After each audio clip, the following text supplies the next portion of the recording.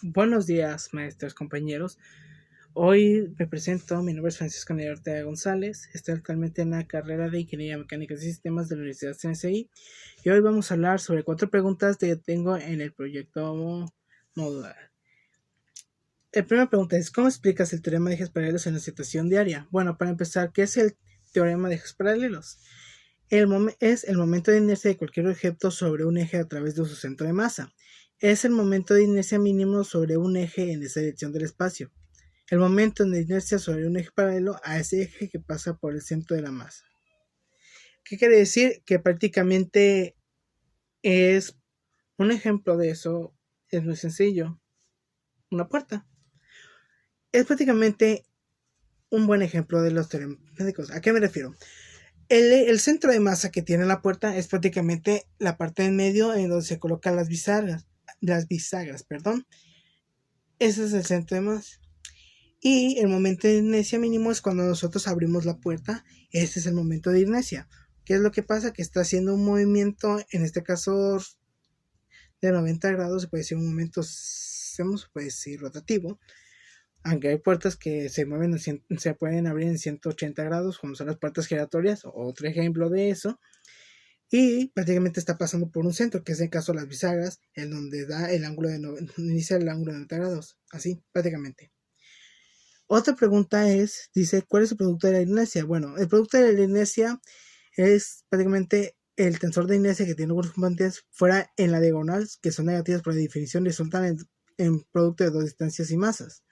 La interpretación física es de menos LXY, es la masa efectiva pesada sobre la distancia del eje X cuando rota alrededor del eje, y viceversa es menos LYX. Por ello, los productos están vinculados a la simetría del cuerpo. Algo de inercia, simple y sencillamente unos ejemplos de inercia son los siguientes. 1. El movimiento del cuerpo hacia atrás cuando el coche acelera. 2. Tirar de un mantel y que los objetos de la mesa no se muevan. El clásico truco de agarrar un mantel y jalarle y prácticamente se mantengan los objetos encima de ellos. Es otro ejemplo de inercia. Otro, un astronauta en el espacio se mueve a velocidad constante. Cuando pasa eso cuando quiere decir velocidad constante, es decir, que prácticamente se mantiene una velocidad sin sufrir algún tipo de aceleración o desaceleración, una decreción o un incremento de velocidad prácticamente. Saltar dentro de un avión y que caigas en la misma posición, ese es otro movimiento de inercia. Aunque el avión va en movimiento, si tú saltas, tú sigues el movimiento del avión y caes en el mismo sitio. Es lo que pasa.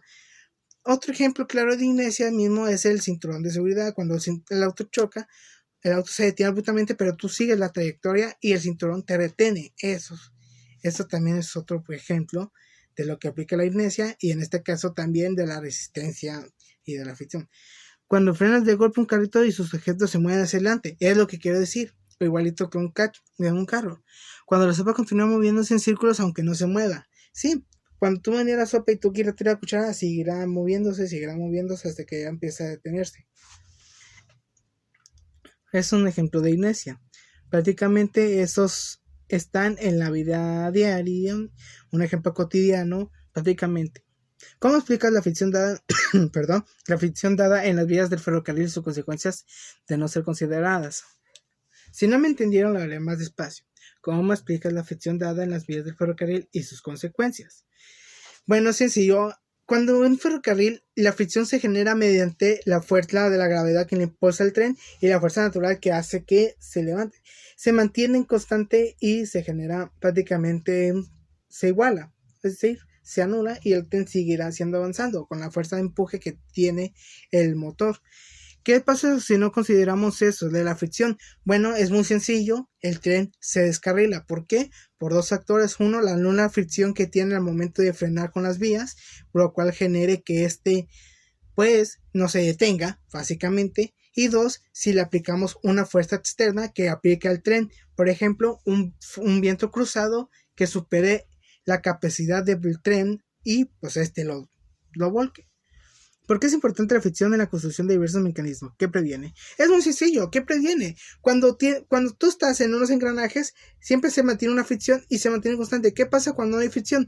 Estas prácticamente se quedarían rígidas y habría un punto en donde puede haber un punto de quiebre y se puede básicamente haber un daño mayor o una catástrofe mayor. ¿Y qué previene? Eso. Prácticamente el daño que puede haber, ya sea una fábrica, una persona o alguna catástrofe.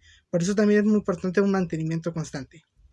Bueno, este fue el video de hoy. Es un poquito largo, pero es bastante información para nutrir básicamente. Dice que la duración tiene que ser de 2 a 3 minutos, pero yo les regalo 5 minutos de mi tiempo. Espero que valga la pena. Nos vemos en un siguiente video. Muchísimas gracias y los quiero.